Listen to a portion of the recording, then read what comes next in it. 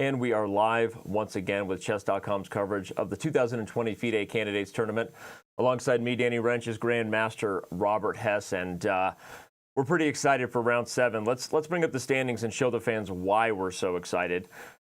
For the first time in the event, Robert, we're getting a little bit of clarity in regards to at least a couple of the men to beat right there at the top, and wouldn't you know it, they're playing each other today. Yeah, we have Ian Nepomniachtchi, who sprinted out to a blistering pace with 4.5 out of 6, 3 wins, 3 draws, and very importantly, no losses. But trailing right behind him is Maxime Vachier-Lagrave, the player who was invited in the last week before the event. He has scored just 1 victory with those 5 draws, but also importantly, no losses. If he can beat Ian Nepomniachtchi in their head-to-head game, all of a sudden we have a tie for first as those players look to distance themselves from the rest of the field. Of course, there are other players playing today, 6 of them in total, if you want to do the math. And in the third spot, after tie breaks were counted, is Fabiano Caruana. And let's bring up his matchup because he's playing somebody who's also tied with him with 3 points total. That, of course, is Wang Hao. These two guys have played many times in their career. Wang Hao doing well, actually, overall. Fabiano Caruana getting the white pieces, though, today, Robert. Yeah, and Fabiano has shown some sharp preparation, some kind of suspect preparation, and Wang Hao has been quite good this event with the exception of his pretty bad blunder, understandable blunder, but unfortunately for him, he went down in defeat against Ian Nepomniachtchi. The other game with another man from China is Ding Liren's battle versus Alexenko. We know that one of the pre-tournament favorites has struggled. He started out 0-2 before getting his first victory against Fabiano Caruana in round 3. But if this guy was ever to right the ship before the back half of this event begins, it might be now with the white pieces against the lowest rated player in the field. You hate to kick them while they're down, but Kirill Alexenko had that egregious endgame blunder against Anish Giri to give Giri his first win in Candidates history. And for Alexenko, he is a very tough player. He's dedicated, but we'll see if he's up to the task of defending against the world number 3. Speaking of that blunder, the man that he blew the endgame to was Anish Giri, and he's taking on Alexander Grischuk. Again, Giri is well, he's got to be riding high. He got his first win in the Candidates. He even forgave me for all my sins, I think, in life on Twitter. I don't even know what that meant, but cryptic stuff from Anish Giri tweeting at me that I'm forgiven for all my sins. Robert, your thoughts on that? Well, there's the artist formerly known as Prince, and then there's the Anish formerly known as the artist, because he has finally stopped drawing, and he won a game of the Candidates. And Alexander Grischuk has 6 straight draws, so he's kind of had Anish rub off on him from Candidates past. Alexander Grischuk has played very interesting chess, dynamic chess, but time trouble has been a factor. We'll see if it is once again today. And of course, our key game, the big matchup, is Maxime Vachier-Lagrave versus Ian Nepomniachtchi. And these two guys are, well, as we said, they're atop the leaderboard with Nepo, a full point ahead of everybody. But Maxime Vachier-Lagrave gets the white pieces. And let's dive right into the research that you and I were enjoying doing yesterday. Kind of fun when we get to be chess pros and dive into some detailed analysis. We looked at a lot of games together, talked about it in Slack, and here were some of the highlights that Robert and I were able to take away about these two guys. Robert, I'll let you run through it and talk a little bit about how you think that sets the tone for today's game. Well, MBL is an extremely nice guy, but he's been an absolute bully to Ian Nepomniachtchi in their head-to-head matchup over the chessboard. In classical chess, it's been all MBL with the exception of Jerusalem in December of 2019, where Ian Nepomniachtchi beat him in the semifinals of the FIDE Grand Prix, which is how Ian Nepomniachtchi qualified for this very Candidates tournament. So historically, it's a one-sided matchup in favor of MBL, although with that recent history and Ian Nepomniachtchi leading in this field as well, it's going to be very fascinating to see if Maxime can handle Ian, who's been a bit wily. He's been hard to predict, hard to tame, and is playing quite aggressive and strong chess. Well, and because of that, when Maxime was faced with a must-win situation, he felt like he could control his prep anyway a little better in Jerusalem, which is why he played 1d4. And that leads us to our daily question. As the moves are being played, you and I are salivating at looking at the opening on the board. I can't wait to talk about this. But before we show you what moves have been played, let's ask you, do you think that that this is a must-win situation? And when trailing in a tournament, at what point should you start considering games to be must-wins? Is it too early to call it that when you're down a point, as Maxime Vachier-Lagrave is? Use the hashtag FIDE Candidates, get involved, and then stick stick right where you are and buckle up, because just as I posted on Reddit some of our preparation, and I was feeling confident that if Maxime plays e4, we're definitely going to get e5. Guess what? Jan has played the French, and I was totally wrong. Although, okay, so some history there that wasn't necessarily in that detailed graphic, but was in our Slack channel, Robert. You and I analyzed, and we'll keep our bird's eye view, but I'm just going to show the opening. It was a French here from Nepo. We analyzed the last time Jan got a victory as black was at the Paris Grand Chess Tour Rapid. And in that game, Jan did play e6. Now, that French was not a knight to c3 main line we're seeing here. In that game, Maxime played the move e5, and after c5, he played kind of a sideline. This is, I don't want to say it's a dubious variation, but this is not the type of approach you will see white go for often in classical chess. There's some principles that you're breaking here, bringing the queen out early, and frankly, just destroying your own normally very strong pawn chain. So I said in our Slack channel, Robert, that if we get a French, we're definitely not going to see this line. And so at least that part of the prediction was held up. But getting a French overall, I'm surprised Nepo goes for that. And now we are getting a very, very sharp main line. This is one of the most theoretically challenging lines to face for either side. What are we going to see here? I'm so glad we have somebody who knows chess joining us. Well, I got to say hello to Super Grandmaster Vidit Gujrati. Vidit, nice to see you here. Hi, good morning. Vidit, good afternoon for you. Yeah. How's it going? We're on the edge of our seat here, Vidit. Of course, there are 4 games to talk about, and I'm sure every matchup will be great, but rightfully so, we're going to focus a little bit on this battle between NBL and Nepo. And are you surprised, 1, seeing e4? 2, are you surprised seeing a French? Take us through your thoughts here as this game is getting rolling. I mean, there's no surprise that MVL played e4, right? I mean, it's his main opening. But I am surprised to see Nepo repeating French. I thought it was a one-game idea against Alexenko, and he would not repeat it. So I'm really surprised by his opening choice. Well, and then we get this win-over, which is defined as bishop b4, everybody. The win-over French, of course, the classical French with knight f6, the other main option, d takes e, another move you'll see.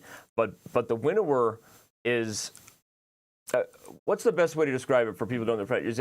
It's one of the most, I guess, like dynamic ways to play the French position, because you're literally all in these structures, right? You've given up your dark square bishop, which always leads to long-term weaknesses. Whether it becomes a mating attack or not, Black is fully committed to the fact that he says, I want positional compensation on the queen side, these weak pawns in the counterplay, and I'm willing to go all in and risk the house, so to speak, on the dark squares.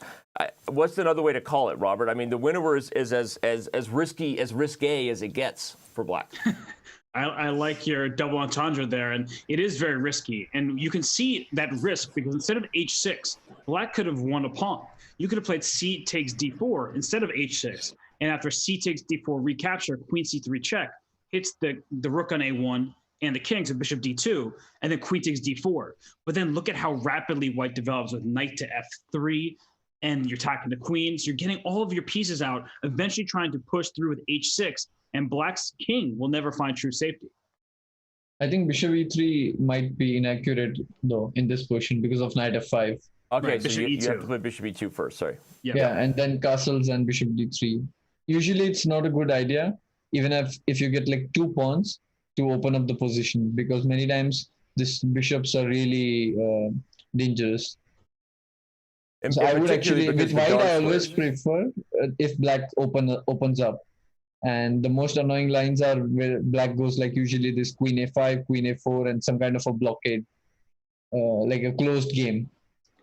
Yeah, I'll show that line just for those who. So queen a5 is one of the main options for Black that Vidit is referring to, and okay, there are different options, but one of the main ideas is this move bishop d2, queen a4, and there's variations where the queen can come out first and gain a tempo, or go right to b1 with threats of bishop b5 check.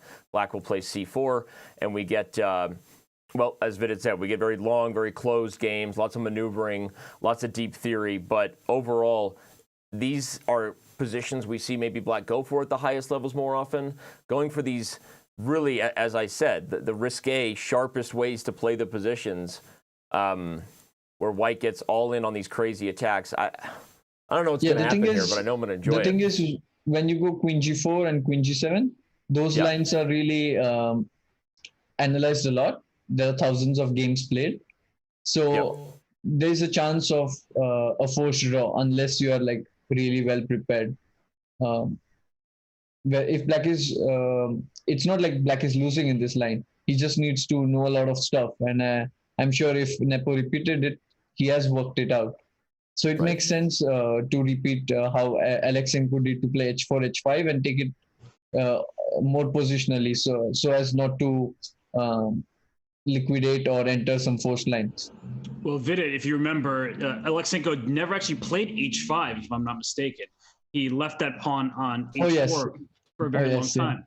And no, you make a good point, though, that Jan is repeating the same opening, but MBL says, I'm going to play h5, and that way I'm playing a bit of a more aggressive approach, because as we see the game continue here and Jan playing instantly, there's a rook on g8, black has lost the right to castle, and are you really going to try to castle queenside, or is that too long of a venture? And for white, well, what are you going to do? Because as Vidit pointed out very correctly, the most frustrating thing for white is if the position closes down, even at these weird moves, king f8, rook g8, if the position gets locked up, white's structure is much worse than black's is. And in fact, having a knight versus a bishop in a closed structure is a good thing.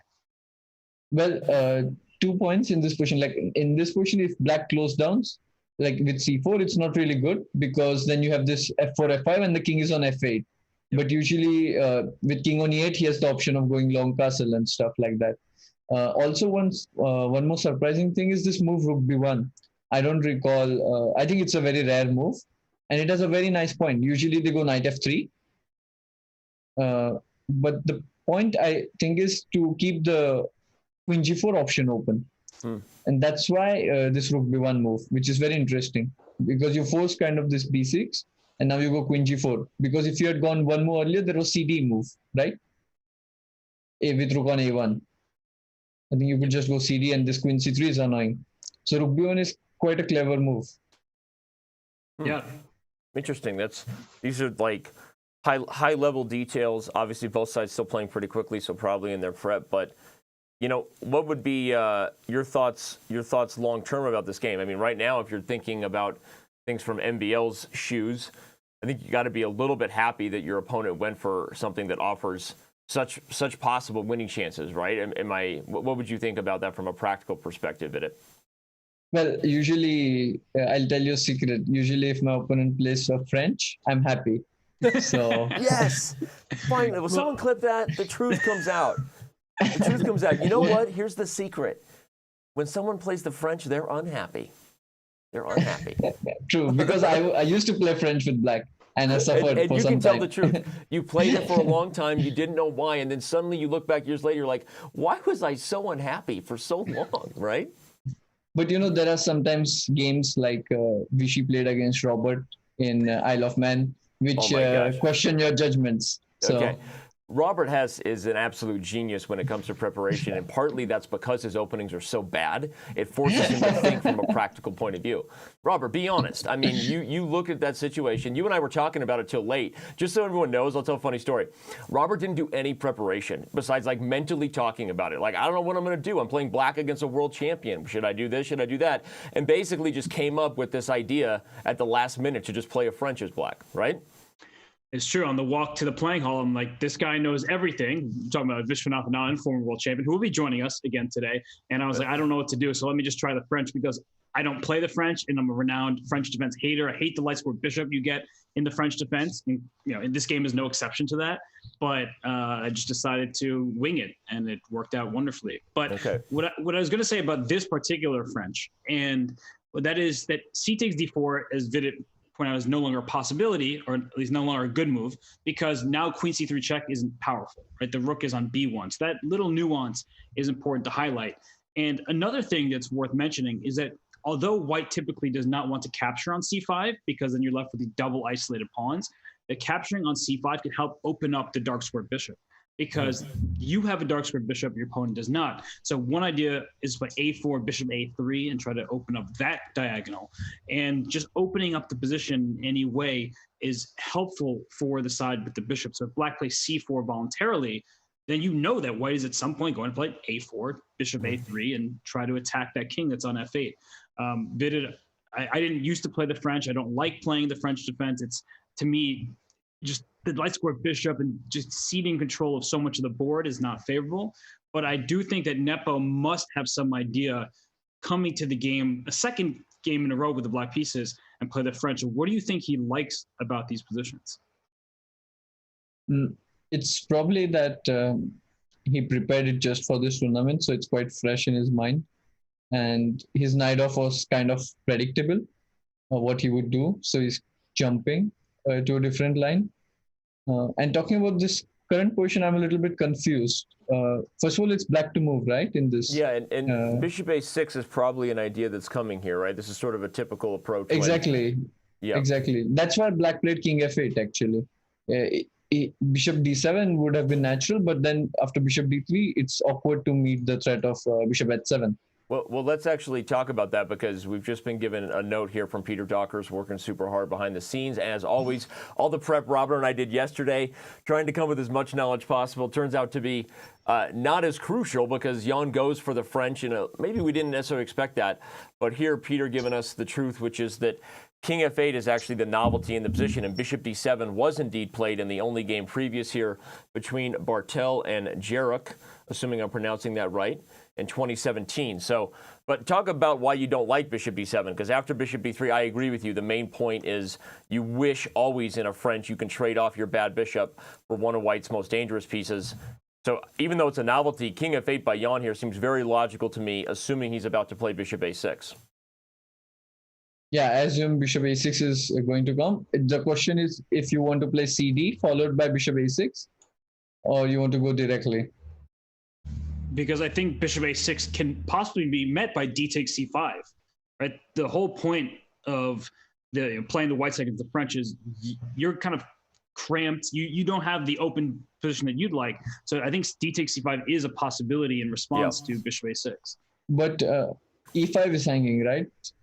I'm giving that up. They're not my pieces, Vidic. Haven't you learned this? I don't care whether or not my pieces. I will give them to you all day. There's a couple points to that, though, because there are some crazy lines where you give up everything like that. And I'll just show an example, because in positions like this, just to go all the way, if you go too far, bishop f4 is winning a piece at the end of the line. And there are some tricks like this where even with the e5 pawn falling, seeming to be the most devastating thing in white's world in most Frenches, right? But it's actually not the worst. And I've played, because I play a particular crazy line as white against the classical on the show, and I play the bishop to. Against the McCutcheon, I like to play the gambit with the h6 bishop e3 thing, right? And in these variations, you get similar situations where, let's just say in the main lines, I'll just go for the main lines here, like king f8, a3 takes. These are sort of similar in that if black plays c5, you pretty much take without question, because once the king is on f8, everything is about creating avenues to the dark squares come hell or high water, including the destruction of your center, right? So I think Robert made a very good point when he said that look out, and very good, right? And Maxime has indeed taken the pawn. I think anticipating the structure opening, Robert, you did good, buddy. I told you Robert is an expert in French defense. I'm more an expert in attacking the French defense, it feels like, at this stage. But, it just goes in line with the position, generally speaking. And now Jan has a very interesting choice, because there are two pawns he can capture, e5 and c5, or he can ignore them both and play a move like knight to d7, because black doesn't want to sit and wait for white to come after him. There's knight to d7, and both pawns are under attack. And the benefit of playing knight d7 is if white plays d4, then b takes c5 comes in with opening the position more. Typically, that favors the bishop, and, well, MVL is still clearly in his preparation, in his wheelhouse. But opening up the position for black so you're not cramped is also a good thing. So it's a mixed bag, this opening is, from Jan's perspective. But I really like white's chances in this kind of dynamic. Did he play d4 after knight d7? Yeah, he already has. Are you impressed so far with the speed that Maxime is coming out here with? Clearly, there's prep here, obviously. I mean, I'm impressed. You know why? Because like you, I'm just licking my lips. This is a French. I have knight e2 coming, rook h3, rook f3. I can put my king on f1 if I need safety. I own the dark squares. I'm checkmating you before move 30. This game's over. You know what I like the most about you? You're very ambitious. It's already made after move 10. I like that. No, of course I'm exaggerating for the fun of it all, but there is a lot that is going for white normally in these structures. But okay, again to highlight, Robert said the long-term features are why black plays almost any French, right? You're playing the long game. You're playing, hey, the position stays closed. My knights will work it eventually with no diggity up in these squares, right? We've got these positional weaknesses long-term. But wow, but Maxime playing so fast here. That's not a move you play every day. That's bringing a deep the queen move. back. I think the point was that if you play knight e2, there was CD, and some queen c2 ideas, right? Yeah. And I mean, you can go rook b2 and kick the queen out, but it's annoying to allow the queen back over like f5 to try to trade queens and things of that nature. But I'm not sure. Sorry, if CD is correct. Maybe there's also rook b8. I don't know. It's a bit confusing. Yeah. No. But then you could go knight e2. Rook b8 would help white actually, wouldn't it? Well, I think it kind of helps black get some nice play on the queen side, right? So if you trade off the rooks and the queen is stuck on g4. In the main game here? Yeah, exactly. What if he plays rook b8 now? That's my Oh, sorry. I was going to say that's what makes queen d1 so nice, is because if your queen is locked out, then rook b8 is a very good move. But I think you're saying that with the queen on d1, rook b8 is not nearly as strong, right? No. I think there's a lot of miscommunication. No, I was just thinking that rook b8 is good either way. So is queen on d1 better or on g4? That was the question. Well, I think it's better on d1. Now I do. I was surprised by it, as much as it goes against my instincts to keep playing an unsound checkmate attack. It actually makes a lot of sense, right? Because again, we highlighted the long-term features for black, right? The light squares keep it closed for the knights, maybe the weaknesses on the queen side. But this king long-term is a problem, whether my queen's on g4 or not. And white can kind of slow play this develop. You could castle and go for f4, f5 plans. You could also keep the king in the center and do what you kind of do in a lot of these Frenches where you've extended the h-pawn. The rook flexibly both helps defend the queen side, keep pressure here. I mean, right. This is going to be also the thing is, one of the ideas is like when you go rook h3, rook f3, knight f5 is annoying, but now you have g4 options. Because you removed your queen. Yep. And if you think about the dynamics of the position, the rook on g8 is going to have a bit of a difficult time coming back into the game. Because what you would really like to do right now is play rook g8 to b8. Just jump over your king and bring the rook to the queen side. But if you play rook b8 and we end up trading on b8, white will play knight e2, rook h3, for example. And black is always left with this difficult question. Do you touch your c-pawn, in which case you help the dark square bishop on c1 gain new avenues, or do you leave the pawn on c5, but then where is your play exactly coming from? I'm not entirely sure, right? Opening up the position is a double-edged sword. You either live or die by it in this case. And for black, with that rook on g8, it's the quality of the rooks that leads me to believe that white should be happy with the position, not to mention that MVL is playing so quickly. But I don't like that rook on g8. That's the problematic piece, and I'm not quite sure how you get it into the game. And you make a good point, because it's not just that if you compare them pound for pound in terms of squares, clearly white leads that battle right now, but also how do you fix it, right? You can't ever push the g-pawn without this becoming a serious problem. Pushing the f-pawn, as you said, is a double-edged sword always. I'm going to guess at some point that is kind of the idea you see.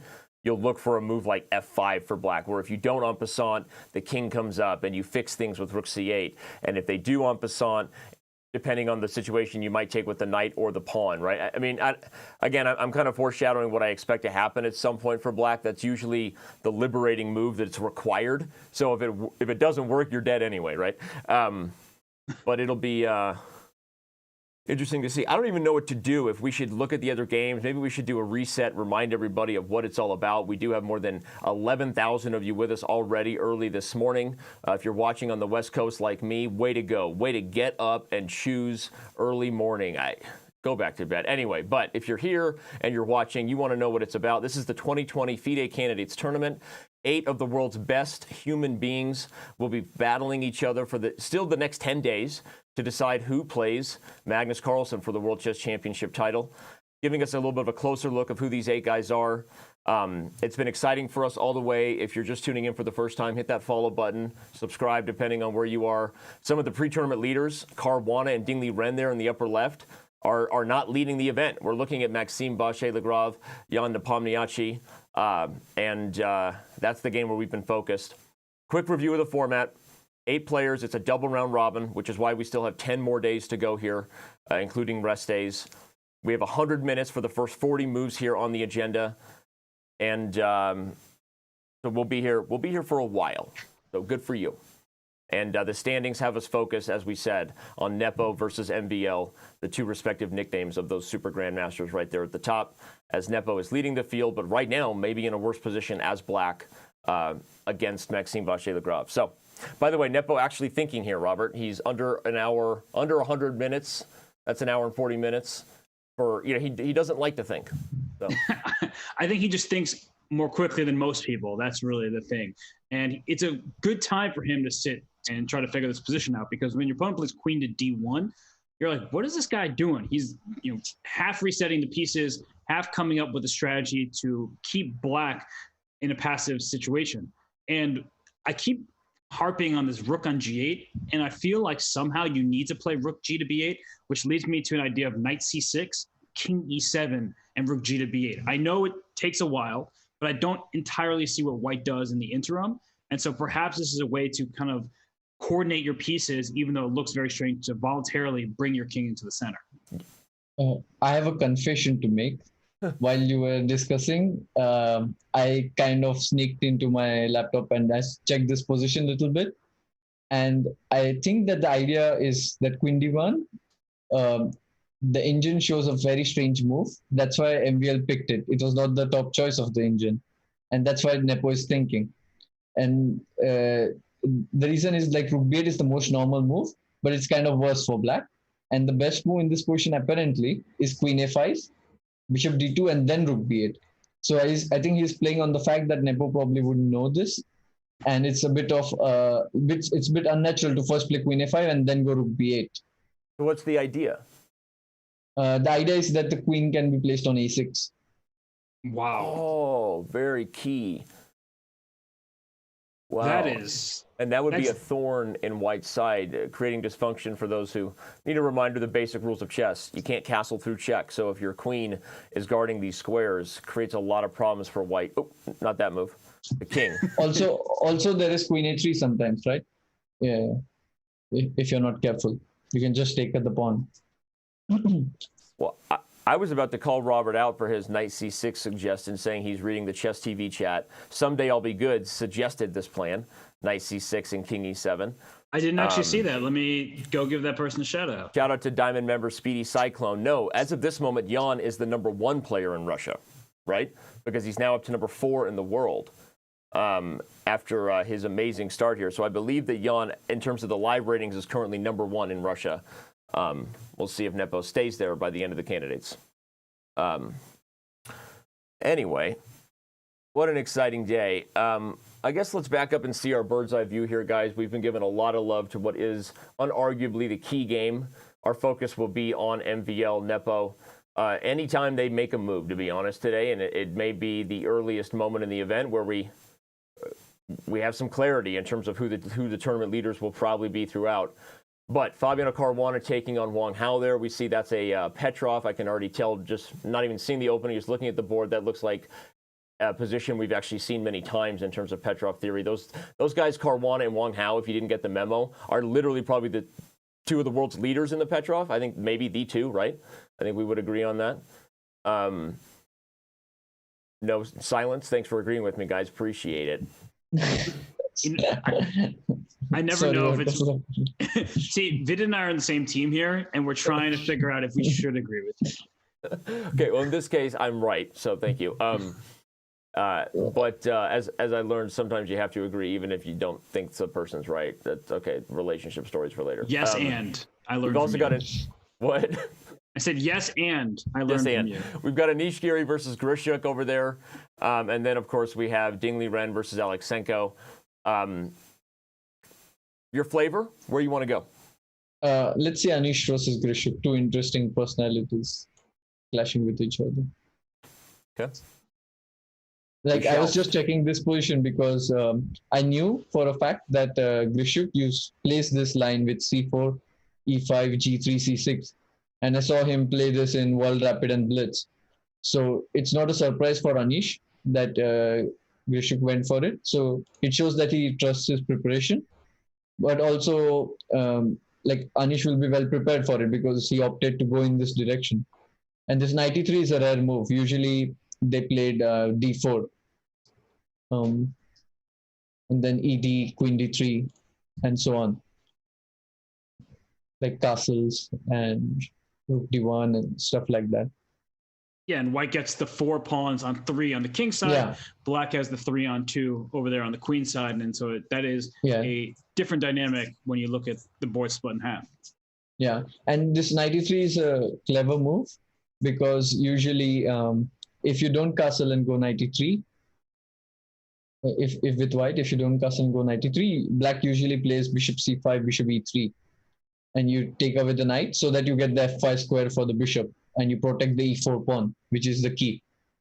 And now Anish played castles. Like then bishop c5 is not so good because then you can go d4, ed, and you have this multiple threat of rook e1 and d4. Winning, by the way, everybody. That's a pin on the queen and king, and d4 would be called a fork. Robert, it's nice having a super grandmaster on the show. He knows a lot of stuff. I love that he's got this versatile knowledge of openings in a way that I certainly don't. And it's fun to see these little moves here and there, how big of a difference they make, because oftentimes new players think that the games are decided by one huge blunder of a queen because that's how their games are decided. But at this level, it's these little ideas as early as move 6 that make all the difference. Okay, Sorry, so go ahead, Vidit. You were in the middle of explaining the deep concepts behind this position. Well, now the thing is, white is threatening queen c2, and how would you react? How would you defend the e4 pawn? I think you can go castle in this position. That's the best way. Queen c2, and you can afford to play knight c5. And knight b4 would be more natural, but after queen b1, I was going to say what happens on b4, but queen yeah, b1. yeah, exactly. B4. I was going to say b4, and then you can play knight e6. And suddenly black is better because you have this knight d4 idea. And the pawn on e4 cannot be captured by the knight on c3 because the rook on a1 is hanging. So it seems like tactically black is holding on, and not just holding on, as you point out, is better. And actually, what's interesting about the knight coming to c5 in general is if it can get over to g5, now all of a sudden it's black who can create an attack. So if you force my knight over to the king side, I think black will be a happy camper. Right. But you know what you can do instead of queen c2, you can play some waiting move. So that like maybe, for example, rook b1, let's say. The idea is like black will go knight c5.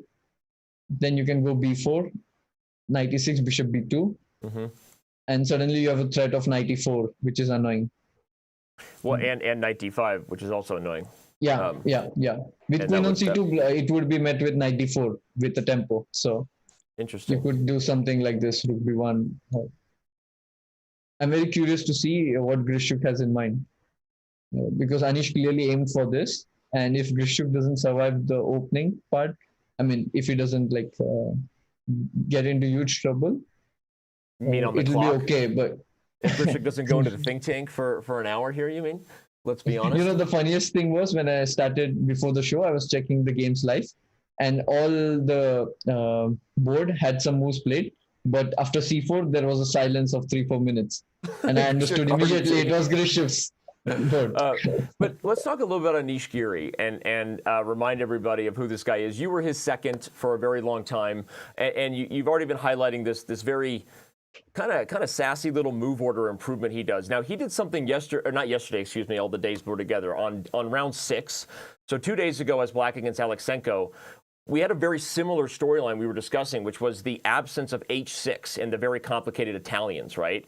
And that move order that he chose where he didn't play h6 ultimately, got him a bit of a small edge as black, which he eventually converted into a full point, right? Winning with black doesn't happen every day. So as we look at the live board here, and you obviously know Anish very well, Is that one of the things that you find he does very well, at least I notice in prep, changing a subtlety that suddenly leads to some very, you highlighted it, the confusion now. Black normally gets bishop f5. Well, not anymore. The reason white doesn't normally do this is because of bishop c5. But here black has already developed, right? So he's found a way to sort of confuse his opponent. Is that something he looks to do in preparation? In this current position, I don't know if knight e3 is a novelty because it's a known concept. But I don't know if in this particular position it has been played. It is a novelty, by the way. Go ahead. It is a novelty, yeah? Yeah, okay. Confirmed. Great. That was quick. But yes, you're right. Usually he's very clever in the opening. And I wouldn't be making a false statement if I could say that he's, I think, at least in world's top 3 when it comes to opening preparation. Okay. At least by the amount of time he spends on it. Well, I think by spending time on the opening. Go ahead. Well, I was to say that I think in terms of spending time in the opening, Grischuk is number 1, right? He spends all his time in the opening and then has none left to figure out the rest of the moves. And you know who world number 2 is? Robert Hess. Well, I'm so far number 2, it's just not even applicable. But hey, it's good to be world number 2 at something. Taking unnecessary amounts of time to confirm things and getting yourself in self-induced time pressure. Robert, you're a world number 2 behind Grischuk. Well, thank you for your support, Danny. You've been there for me the entire time. I'm just happy to have you alongside me for the ride. But by the way, back to MBL's game with Nepo, because guess who found the best move? Nepo did, not even maybe knowing the position. He finds queen a5. Again, if you're just joining us, Vidit offering some awesome analysis and highlighting that the key point of queen d1 is that it's very tricky to find the best move here for black. You have to find queen a5 with the idea of queen a6. Taking away some key squares, but guess who just found it? The guy who's been in top form all event. Nepo. Very impressive so far. How much time did it take? Like 10 minutes or something? About 14 minutes. So I guess he was out of the preparation. So he figured it out. Nice. But I don't understand why MVL is thinking. That's a very good question. Is there any possibility, and this sounds ridiculous, because bishop d2 is the move. I don't see really another good move besides bishop d2. And actually, so I don't even know what else I was going to say there. Why would you think and not play bishop d2? What can you explain to me, Vidit? You can go rook b7 probably. That's an alternative. I don't know if it's good, but it's at least a candidate. By the way, chat correct. You actually rolled number 3. Ray Robson's number 2, and self-induced time pressure. I didn't want to correct you. I do that enough as it is. So when it's talking about self-induced time trouble, I figured I'd give you that one. Let it slide. Good talk. Good talk. That shirt looks great on you, buddy. Looks great on you. I like your shirt. I think it's. Here we go. We're moving on to shirt. Fabiano Caruana versus Wang Hao. Let's do it. Even though it is all theory and it is a Petrov defense, it's. Like we said, this is a battle between the 2 world leaders. If you're a Russian defense player or a Petrov defense, whatever you want to call it, that starts with the move knight f6 on move 2. These are the 2 guys you want to make a note of. Always follow their games because they're often bringing the highest levels of knowledge about this opening to the table. So, Vidit, what's your Petrov experience as we click through this one? Well, I've played this line Petrov with black and with white, and in particular this line with white. With long castles. I had a game against Gelfand last year in Prague Masters. After c5, after bishop d3, c5, this is a new line. The idea is to go queen a5, bishop e6, and stuff like this. And sometimes even b5, b4. Previously, they used to play c6 and d5 with black. This is a line I can get behind. This is a checkmate attack. That's what I'm talking about. Keep talking, baby. Where are we going here? Also, again, with every opening, it's very subtle. So in this position, I played king b1. Okay. The point is, like, if you don't play king b1, rook h e1, that's the main move. I think that's what Fabi did. Yep. Black can go bishop e6. And if you play king b1, queen a5, and now a3 gives the target, so you have to kind of play c4, exchanging queens. This is what's happening. This is all on the board. This resulting position, I thought, doesn't offer so much, although it's slightly better for white. I thought it could, if black gets d5 in time, it should be kind of okay. Not completely equal, but very close to, at least. So that's why I had come up with the new idea back then to play king b1, like relatively new. The point is now I defend a2 in advance. So if black goes bishop e6, I can go knight g5. And the same thing I couldn't do with rook on e1 because a2 pawn was hanging. There's a very nice line I can show you. Instead of king b1, rook h1, bishop e6. Sorry, I'm No, you're like doing this. talking too fast. Yeah. Don't ever apologize. This is great. Go ahead. Yeah. Bishop a2. It looks like b3 traps the bishop, but then I think black has very strong move a5. King b2, a4. And king a2, then ab, and it's a very dangerous mating attack. Probably just finished. Yeah, this is walking into the lion's den. Wow. Vidit, you should consider playing chess for a living. This is some good stuff. I want to, but I can't, at least for a few months. You're so good. I mean, this is awesome stuff. And for those who are not quite paying attention, you're missing out on the this is amazing stuff. I'm eating it up. And I love how you highlighted kind of subtly sort of the key positional point of why black is doing well in this move order, because usually c5, if you can't get d5, is devastating, right? I mean, black is looking at a positional problem, not just on d6, but the light squares here, so you could be much worse. But the fact that this move order pretty much ensures that black is going to get d5, he's going to be able to equalize everything, and white's advantage is very, very small at best, right? Yeah, I want to note a couple things here. For starters, this pawn on d6 is called a backward pawn, and it's on a semi-open file. So as Danny's pointing out, that if you get d5 in, you're much happier because then you don't have to have a target that white is just going to pile pressure on.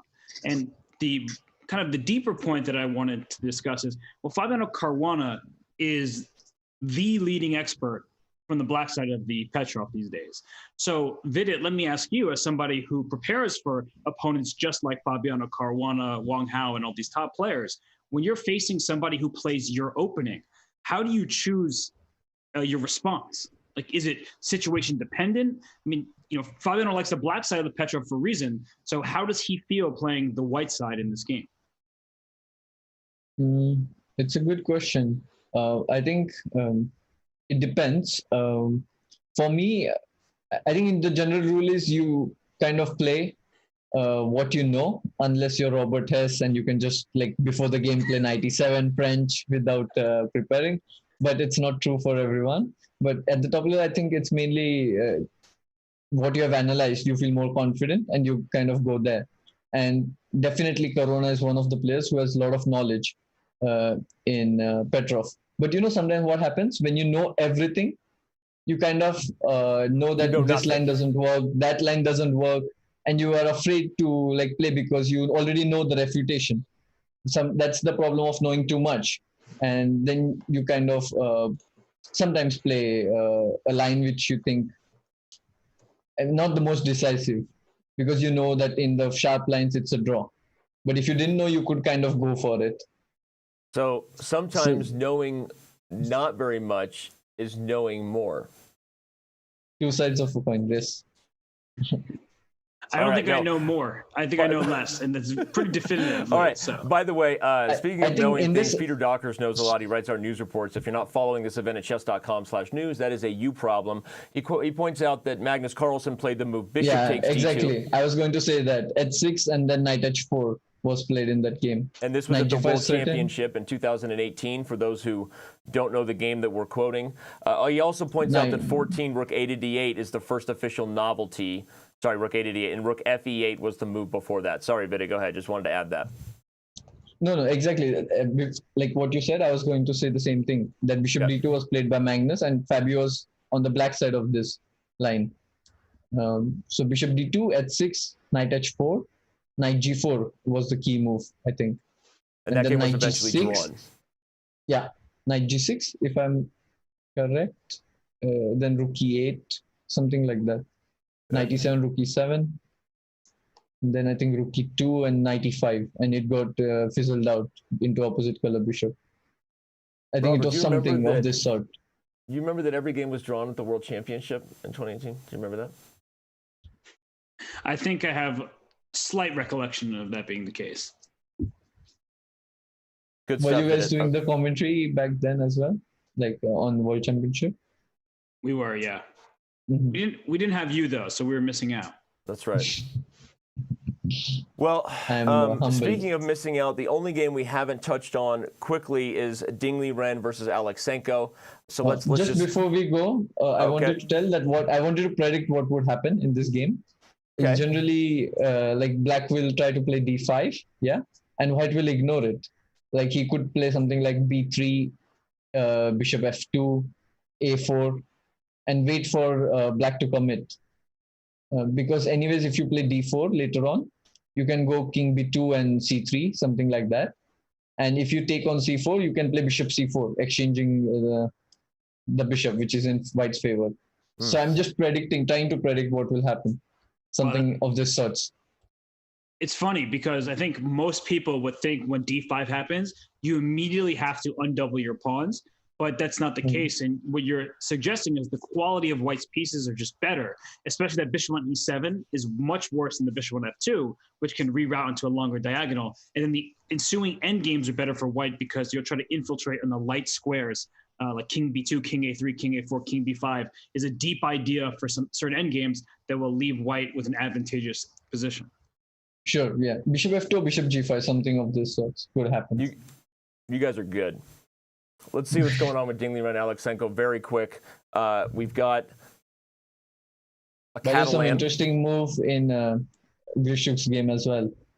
You would like it, Danny. Oh, I will like. Oh, I see it. I love it already. We'll come back to it. Lots to unpack in every one of these games. Jan finding the best moves, whether he knew it or not, just incredibly so. Also against MVL. But quickly, just to show the fans how we got here, we had a Catalan. Not a huge surprise, but Vida, you can stop me when you have something to kind of unroll about this position. I'm just sort of rolling through the opening as we see the live position already in a very closed Catalan. Before knight d2, like after bishop a6, after bishop a6, I think they used to play cd, knight e5. The point is, if you play rook c8, you can go knight c6. And you get this bishop on e7, and you kind of play for small advantage. But there's also one very nice idea. Instead of rook c8, they started playing knight e5, knight g4.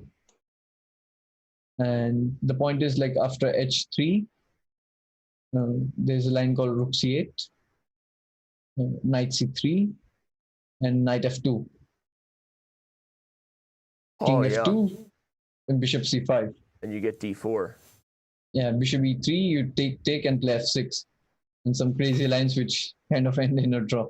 You're not revealing any of your prep, are you? Because, I mean, I am. Just for your sake. This is awesome. Danny, go back a few moves before, after rook c8 in this variation here. So I'm pretty sure at Isle of Man this year, Jumabayev was playing white against Karyakin, and he played queen a4. And after bishop takes e2, he then took on g4. And it was this really crazy position that, if I'm not mistaken, Jumabayev had an advantage, but then ended up losing the game. And Rinat, everyone was praising him for how fiercely he was playing against a very tough defensive player in Karyakin. I think it was b5 in this position. Queen b3. Yeah, the whole point is you're trying to get the queen to leave the rook. Yeah. Yeah, queen b3 takes, and some bishop g5, I think, to take off one bishop. Yeah, that's right. I'm not sure if it was here though, but yeah, something of this sort. Okay. So 95 not played. Ding Liren that's why you play knight d2, but it's usually you want your knight on c3, yeah? So this is kind of a concession you have to make so that you don't go into this forced variation. And black generally plays now some rook c8 followed by knight h5. Exactly. Yeah, that's what happened. I think when Vichy joins, he can tell you more, because I think Ding Liren and Vichy had a game in this position recently. Well, on that note, you make a great point. Vichy is getting set to join us, and I'm being told that we have to take a very, very quick break in order to get ready for the world chess champion known as Vishwanathan Anand. Vidit, this is amazing. You're not going anywhere, right? You're sticking with us with Vichy. Yeah, for some time, yes. We've got the hours. two biggest Vs in chess, Vidit and Vichy. Don't go anywhere. Chess.com's coverage of the 2020 FIDE candidates continues with the two top players from India, Robert Hess, and another guy pulling the trigger. We'll be right back.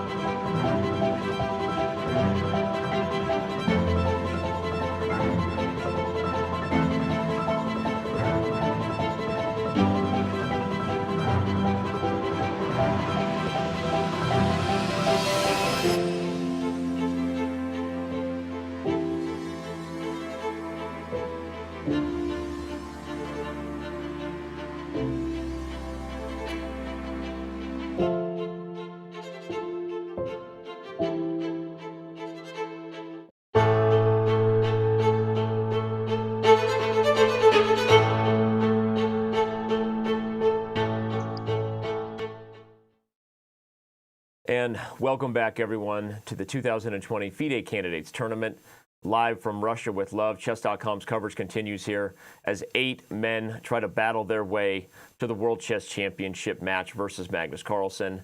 It's the highest level of chess often you get every 2 years. Not to say the World Championship isn't also the highest level, but because it's only 2 players, often what you're looking at here with the FIDE Candidates Tournament, if you happen to be just tuning into the event for the first time, whether you're watching on Twitch or YouTube or anywhere else, what you're watching here is often the most depth, the biggest reveals in terms of what these guys work on at home, in the kitchen. All the preparation that these 8 guys are bringing to the table is because they're fighting for their lives in terms of their biggest moment of their chess career would be qualifying for a World Chess Championship match. So if that doesn't set the tone and make you hit that follow button, subscribe, again, you might be dead inside. So thanks for tuning in. Thanks for being with me, Robert, and the man, Vidit Gujrathi. Nepomniachtchi has found the best variation, whether it was preparation or not. If you're just tuning in, MVL played a very tricky move, Queen D1, but Jan goes into a rare think. He doesn't like to do that and finds the best approach for Black to get the rooks off the board to defend the queen side and then try to bring the queen to A6. Guys, how impressed have you been with Jan so far, and also the fact that he found this over the board, Vidit? Usually, I mean, like of all the top players, I didn't expect Nepo to be doing so well because sometimes he has a very good tonight, but usually it's like a roller coaster. But currently in this tonight, he has been playing most consistently, and that's impressive. I think he and MVL, so rightly they are at the leaderboard. And they're playing. This game, yeah. Well, where do we think this game's going to go? Quickly, we'll go through the main line. You checked on it with your computer and prep there. Give us a little bit of a prediction before we check in on another game that's heating up quickly between Anish Giri and Alexander Grischuk. So don't go anywhere, everyone. You're going to want to see what Grischuk is playing as Black there. But your thoughts on where this is going? To be honest, I didn't really go deep. I just like briefly scanned through and trying to understand. Maybe some 92. I'm not sure if it's a good idea to take on B8. It might kind of end up helping Black because after 92, there's one idea, like if you play Queen A3, maybe you can go Rook A1. I don't know. So it's a more subtle move. And in general, right, this Black Rook on G8, I know I sound like a broken record, but Black isn't fully out of it just because the queenside rooks are being traded. But I liked your point about the Queen A6 move that always has control of the diagonal, and Black will eventually play moves like Knight C6, King E7, and bring that rook from G8 over to the queen side because you don't want to stay put where you are. And playing a move like G or F6 creates weaknesses on the king side that might be okay, but you also have to make sure that you're timing it well before you ever touch pawns on the king side. Yes, but now when I look at the position even more, I don't see a clear way to play with white because, for example, in this position, you can take on B1 and go Knight B6, something of this sort. It's a little bit, maybe this allows C4, I'm not sure. But yeah, and C5 okay, is actually there's hanging. some practical problems. Yeah, it's very complex to give a clear opinion right now. Yeah, and Queen A3 might be met by Rook H3. Wow, what a wild position. You wonder sometimes at this point in the prep, when does it, because in every game, Vidit, like the preparation eventually crosses over from the concrete X's and O's still being mapped out in your head, like exact moves, to, all right, at this point, we trusted that this position was better for me, or I was willing to play it because of X, Y, Z, right? There's the kind of the essence of the position takes over rather than the concrete. And when do you think that's happening here? You think even for MVL, we're kind of getting there where he said, hey, I just think I'm better in this kind of middle game because of the rook on G8, because of the king. You think we're there now that MVL's thinking that he's kind of out of his X's and O's? I think so, because usually what happens is there's not just one line to check. You have to check a lot of lines. And even in Rook B1, there were like so many possibilities after Rook B1, which was kind of a rare move in the opening. You cannot really analyze every move till the end. So you sometimes have to draw conclusions early on. It looks like, okay, I can play Queen D1, I see Knight E2, Knight F4, I can go castle, something like this. And you see that computer says that you're slightly better and you stop the analysis. So I think that's what has happened here. He knew this line for sure. but not really very deeply, which is quite natural. So Well, now it will be a fresh fight. That's what I think. Sorry to interrupt, Vidit, but maybe a point you made earlier where he was playing for a line, kind of hoping that Jan didn't know this queen a5 move or wouldn't find this queen a5 move. And not that White's position is bad. We think that this position is richly complex, but perhaps he was relying on, hey, if Jan figures everything out, it's chess. Sometimes my opponent plays really well and holds off my plans, but he just tried to create problems. And I don't think that Black is out of the woods just yet. I do think that there are some logistical difficulties with the setup, but I mean, yeah, I think that Maxime Vachier-Lagrave thinking and spending real time here is not a great sign, considering that we're out of the opening stage. It feels like the situation's clarified. And if this game goes on for a long time, the light squares will be a problem for White because the dark square bishop wants to get an open diagonal to work with. But imagine if the queens are traded, endgames tend to favor, Black in the French defense. And he did end up playing 92, right? Yeah, he did. Yeah. I was going to say a lot of the reason the endgames favor Black in the French chess, for those wondering why, often it's because the pawns being weak, the knights having lots of ability to maneuver around and poke at those problems. So, although the dysfunction here, I think you've already set the tone. Like, this is going to be the problem for Nepo to solve, right? How do you deal with the king and rook, especially if White does get castled and things do start clarifying on the queen side? How do you fight equally when White's rook may be better? So obviously we'll keep an eye on it, but we also have been keeping an eye for this evaluation. Sorry, yeah, I was going to say we'll keep an eye on it, but we also have been keeping an eye on Anish Giri's game with Grischuk, and I think we should go there because you set the tone well before our break in terms of the prep that Giri came up with. This move 93 was a novelty on move 10. Everyone, if you're just tuning in. Grischuk goes into already a bit of a think. He's down 40 minutes. LOL. I think the cool kids say that. H5 was played, though. You fight novelties with fire, says Grischuk. He's going to go all in. I mean, I like it. Whether it works or not, I love it. Your thoughts, Vidit, on this move H5 and where we stand here? It's a very standard idea. So it could be, okay. The thing is, White, you don't really want to play H4. Which is kind of weakening because there are always some kind of possibilities on G4 square, or you can play G5 with Blacks. So H4 is not a move you voluntarily want to play. But the downside is that H4 is kind of a slow plan. That's why I think Anish played D4, immediately reacting in the center and opening up. And the move which I really like is like ED, Queen D4. Not for the objective value, but just how it looks. I don't know if it's objectively good. You're coming down to my level. I don't ever like moves, whether they're good or not, just how they look. So, shall I take it as a good sign or? Well, I'm becoming worried about you, Vidit.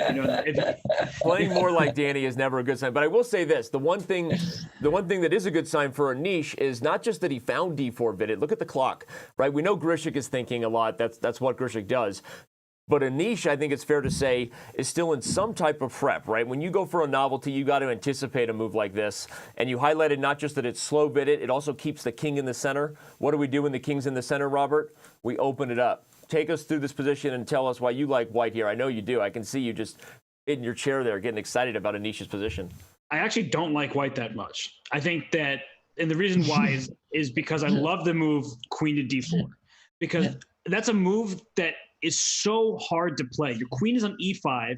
It's in the center, which sounds good in theory, but in practice, there's so many white minor pieces ready to attack it and play D4 and D5. That is when you have an isolated pawn, you always consider how to push that pawn and maybe trade it off. So if it said a queen D4, Black had castled, White would probably just play D4, attacking the queen, and the next move D5, where that bishop on G2 is gaining scope in the position and be very dangerous for Black to meet. So queen D4 relocates the queen. After knight C2, you can just drop your queen back home with queen to D8.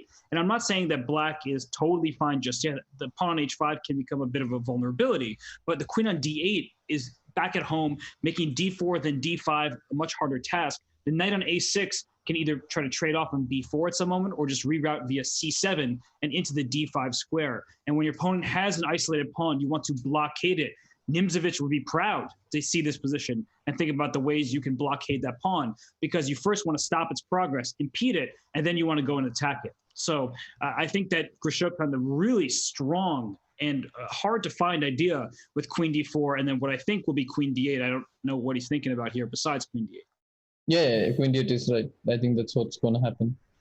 Is he going to play queen g4 instead? He'll consider it, but eventually he'll end up playing queen d8. I mean, yeah, as usual. Queen d8, I would play that move pretty quickly because I'm playing queen d4. My logical follow-up is queen d8. But the fact that he's spending time here and not playing what seems like the very obvious move feels like he may. There it is. There it is. I love how you called it. I love how you said something. If only someone could put a compilation of how many times while commenting on a Grischuk game someone says, but the fact that he's taking time here and what seems like a very obvious move is, and then stop right there. But the fact that he's taking time here and what seems like an obvious move. Apparently this time he did have a reason though. Plays queen g4 instead of queen d8. I don't think it's a bad move at all. Okay. Because if you exchange the queens, you kind of ease off the pressure.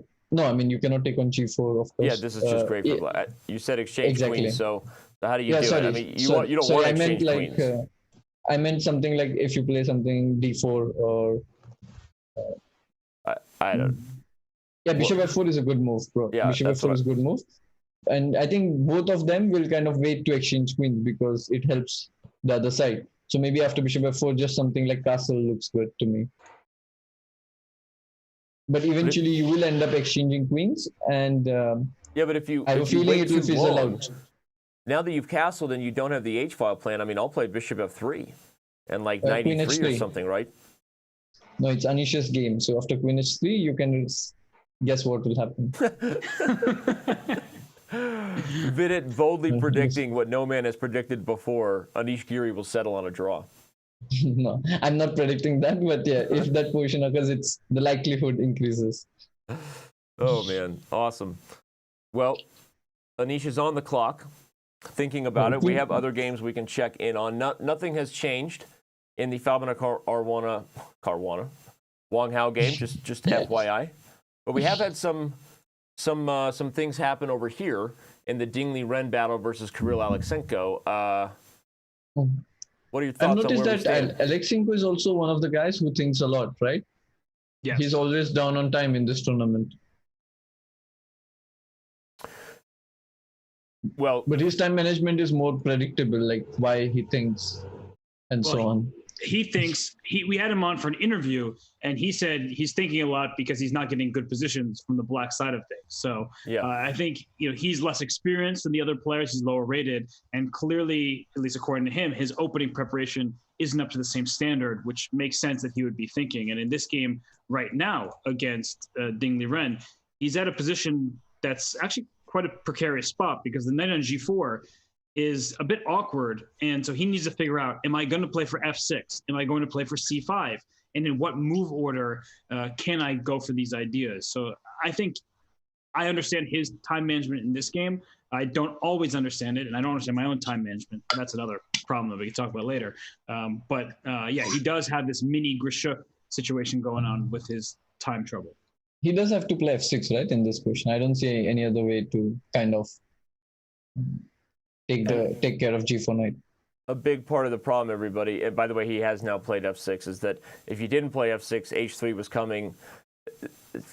I mean, the knight headed to h6 could even be met by g4, and the knight might even be completely locked out of the game. So f6 is sort of necessary to create a space for this knight to come back into the game. If you take, I assume the knight might take back. No, you could even take with the queen, and your knight is in a pretty good spot, actually, coming to e5 later. So. Yeah, if you take ef6, queen f6, one of the options white can do is play something like queen c3. And you're trying to trade queens to have kind of a positional edge, I guess. Are there yeah, tactics? Maybe there was some. Yeah. That's I was saying instead of queen c3, can you play queen a4, hitting a7? Maybe for CD, right? Or you want to delay it? Well, I don't want to give up. I was going to delay it, but maybe you can take right away, actually. You're right. No, queen a4 apparently is better. Interesting. So not so That's easy. an interesting tactic You're to right. keep in mind, though. That's full board awareness, right? A loose piece over here, a loose piece here. Karpov would be frowning. He probably is frowning somewhere there, watching, just thinking about it. All right. Well, interesting to see how we'll deal with f6. By the way, we see a move between Fabiano Caruana and Wang Hao. Let's head over there, just because it is a position of Vita G4. Gusrathi's specialty, the Petrov, and then maybe the two world's leaders in terms of specialists in the Petrov, and we see G4. Vidit, your thoughts? I did not see this coming. I don't know. Somehow I don't like it. G4. I don't see the point of it. Like after G5, then what? Like, yeah, it's a good question, because you have that danger, like you do in many endgames, of overextending the position. But do you think he's just trying to secure the e4 square for his pieces, or maybe even play an eventual f4 and try to keep pressing on the king side? Yeah. No, I think the point is like just to play G5 followed by f4 and expand, not to go some h4 or something. Well, what about the other idea you guys have said earlier? I mean, G4 partly might be a bit of a high-class waiting move. You play D5, you play the same thing you said, bishop F2, and your bishop on G3 is kind of, secure behind the G pawn. G5 maybe even more of a threat now that D5's been played. I mean, is it really that bad to just grab the space, whether you're fully committed here or not? Yeah, now more I look at it, more I start to like it, because I don't see a clear way to stop G5 followed by F4. And knowing Fabiano, he is one of the guys, if he doesn't see something wrong with a plan or move, he goes for it, because he usually tries to be very concrete. That's my opinion of him, at least. Can I ignore this D5 plan for black and then play knight D7 right now and try to go knight E5? And yes. I'm not sure to mouse anything, but black has this annoying move, bishop H4. Now that your G pawn is so advanced, I can try to kick your rook off the E file at some moment as well. So, I kind of am getting the sense that this game could become double-edged, and both sides might be jockeying for position, trying to play for a win, similar to how Wang Hao won his only game of this tournament, where he won with black over Ding Liren in a position where he just outplayed his compatriot. And I think right now we're in this critical territory where your first instinct, Vidit, was, wait, G4, I don't quite like it. And I had the same reaction, because it does leave many of the squares vulnerable on the white king side. And there's no attack. There are no queens on the board. There's no mating threats. So just the simple rerouting with knight D7, E5 to me looks very likely and acceptable. I can play something like bishop F4, stopping your knight E5 ideas. I don't see much wrong with G4 actually now. I changed my opinion.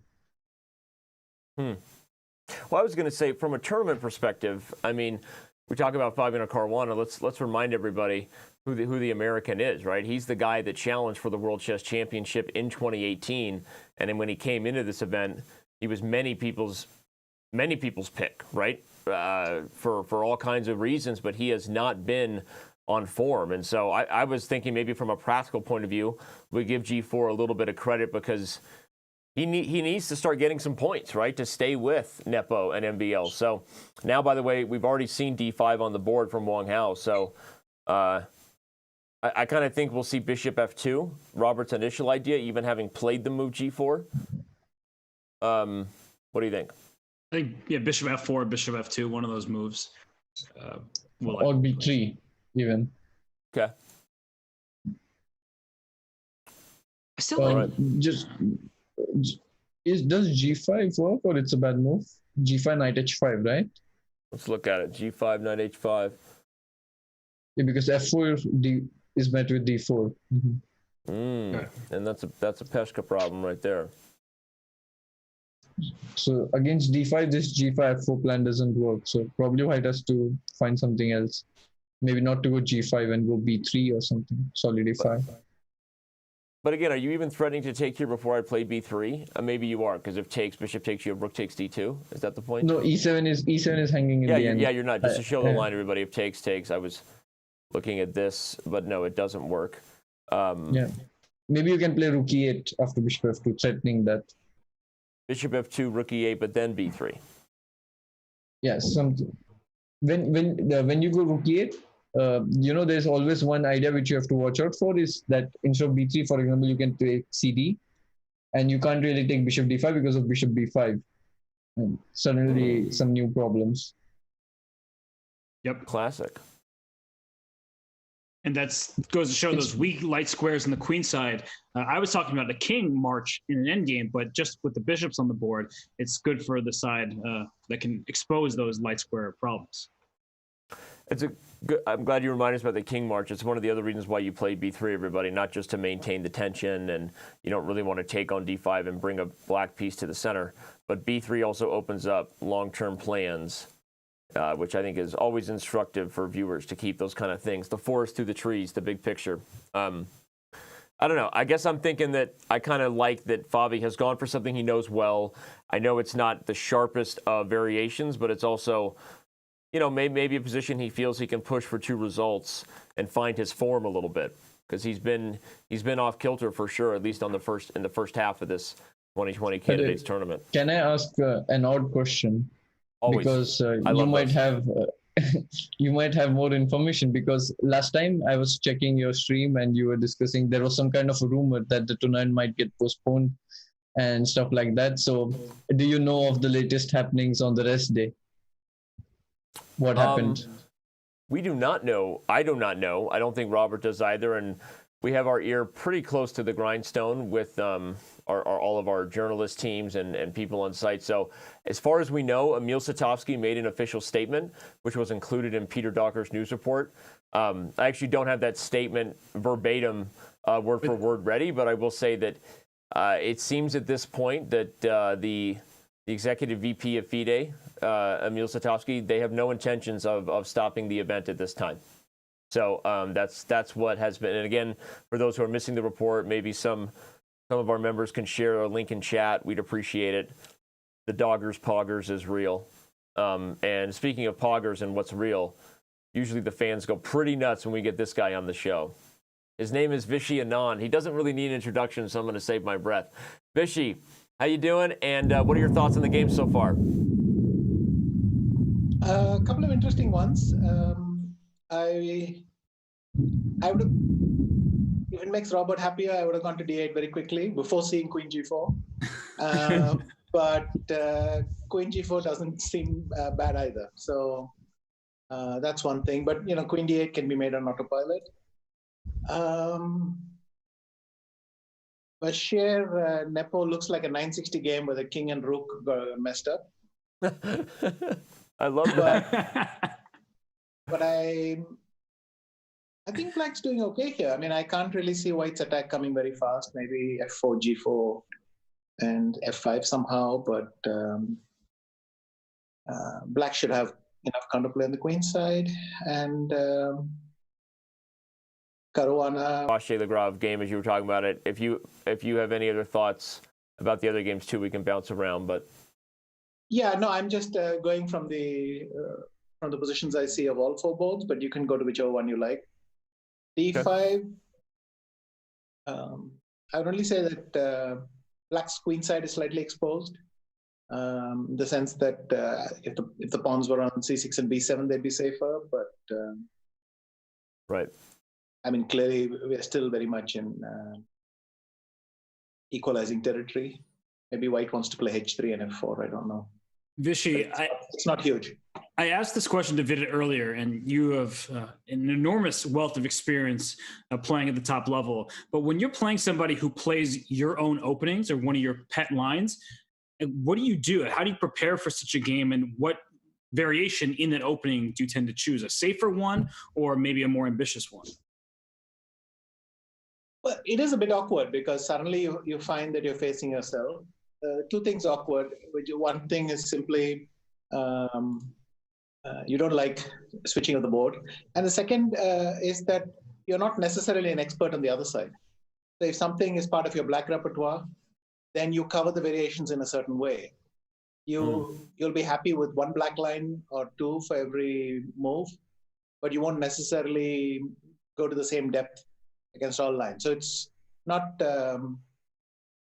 obviously evident that you can just play your preparation, but since Fabi has prepared this for a World Championship match, I'm assuming he's checked so many lines with both colors. In fact, the score with the Petrov is huge. I think I can only recall games that he wins with both colors. It's already